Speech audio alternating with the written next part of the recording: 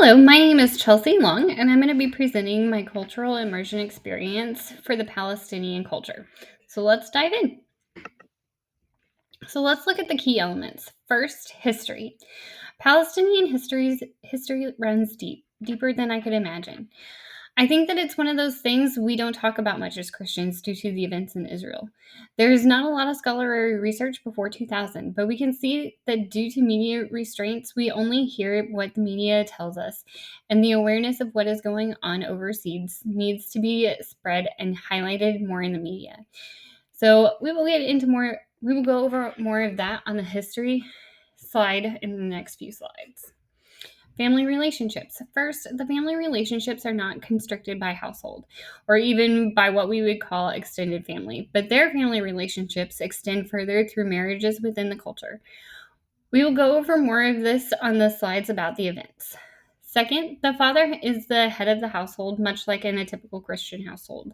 While in my own case, I had thought that this relationship was more of a dictatorship, it was brought to my attention that women in Palestinian culture have much more say in what goes on than I had anticipated. So, customs and religion. Palestinian customs are formed around their religion. Most Palestinians are Muslim and reflect that. I learned about several interesting customs during the events I attended, and we will cover those in the following slides. So let's move on to history. So when I was first researching everything, I wanted to see a map of Palestine, and I couldn't find it with a typical Google search. Let's look at why. So first, you can see in the map that Palestine, it actually reached all through Israel, and that was before World War II. After World War II, different events happened, and we're going to take a dive and look at those in our next slide. So let's look at the timeline. So it started with the end of World War II in 1947. Over time, Palestinian has been overtaken by Israel, and let's look closer as to why. To look at the events, we must go back to Genesis 15 through 21, when God promises Abraham that he will have a son that will be the father of a great nation, and promises Israel to his son. However, Abraham took matters into his own hands, and before he had Isaac with Sarah, he had a son with Hagar named Ishmael. Ishmael was promised to be the father of a great nation, but God did not specify the land that his descendants would occupy. Ishmael is referred to the father of Muslims, and Isaac is referred to as the father of Jews. Ishmael's descendants are considered to be Palestinian, and Isaac's descendants are considered to be Israelites. So moving on. As you saw on the maps in the last slide, before World War II, Palestinian covered the entirety of what is now called Israel. After World War II in 1947, Britain intervened on behalf of the Jews as they were treated maliciously during the war. Granted, it was a great thought to give a gift so big to the people who had lost so much in the war, but the problem was it was not their land to give, and Palestinians still occupied that land. Palestinians were immediately displaced without warning. As you saw, over time, Palestinians' territory became smaller and smaller. And in 1967, Israelites took over Jerusalem and began construction of the barrier wall. However, this political move has left Palestinians without the necessary resources to survive, let alone thrive. The conditions are beyond sad and cruel. What caused the spike of Palestinian information interest in the United States, you ask? 9/11. In 2001, a terrorist attack occurred, killing more than 2,981 people. The attack was linked to a Muslim terrorist group that used passages from the Muslim holy book, the Quran, to commit these heinous actions.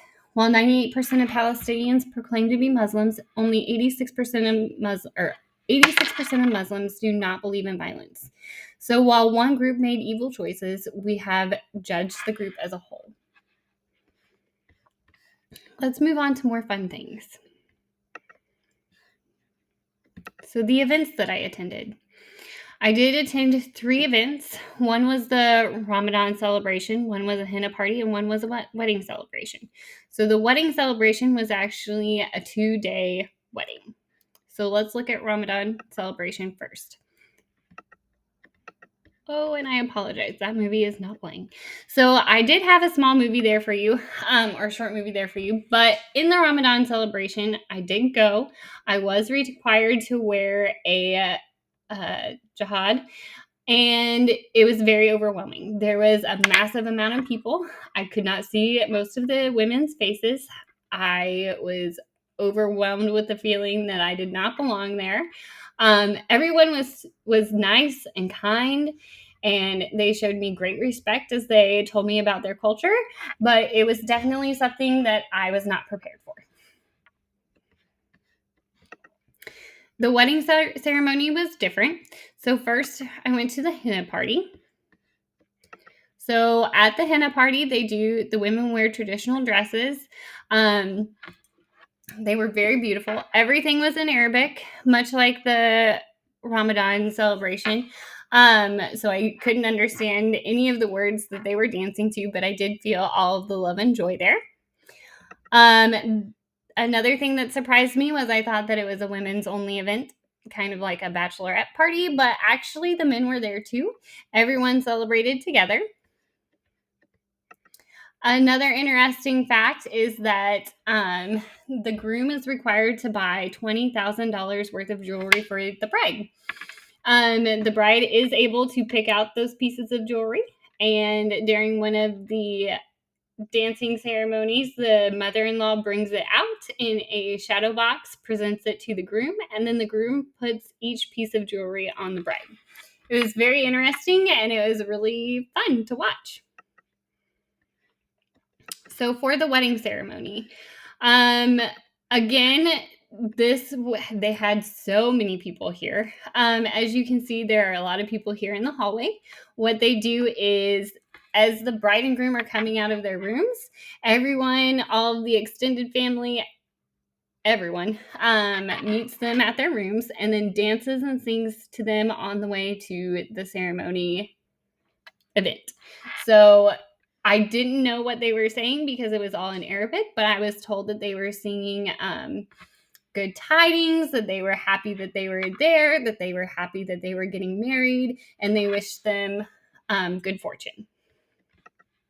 So as everyone walked into the expo center, they were announced by the announcer, and that took a very long time.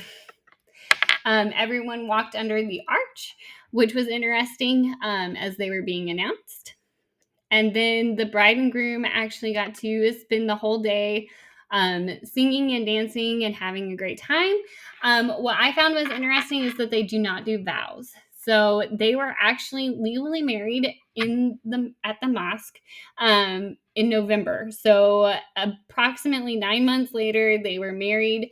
This, in their culture, gives the groom time to prepare for the wedding, pay for the wedding, all of that good jazz, and also prepare a household. So during that time, what shocked me was even though they were legally married, they were not allowed to live together. They were not allowed to participate in any kind of marital relations or anything like that. And they actually still lived at their parents' houses. So those were the events. Let's move on. So for the organization, I have picked ActionAid for now, but I have not been able to get in contact with a real person. But for the sake of this slide, I will use the information I found on ActionAid's website. So their mission is to achieve social justice, gender equality, and poverty eradication by working with people living in poverty and exclusion, their communities, people's organizations, activists, social movements, and supporters. So ActionAid depends on volunteers and donations to make a difference around the world.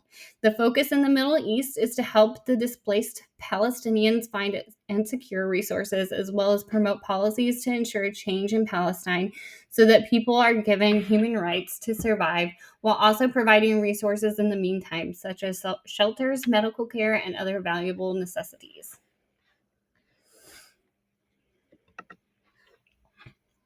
So for the interview, I did interview Mimi. Her name is Miriam Bed. She is Palestinian, and we're going to go over some of her family's cultures. So this is her mom and dad. Her parents are from Palestine. Her dad immigrated whenever he was very young and is actually very Americanized. Her mother, on the other hand, grew up in Palestine. Then when her father visited Palestine on a trip.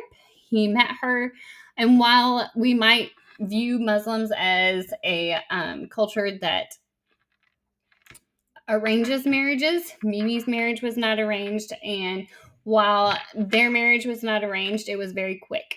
Her father actually met her mother. They agreed with the family that this was a good match, and they were married within the day.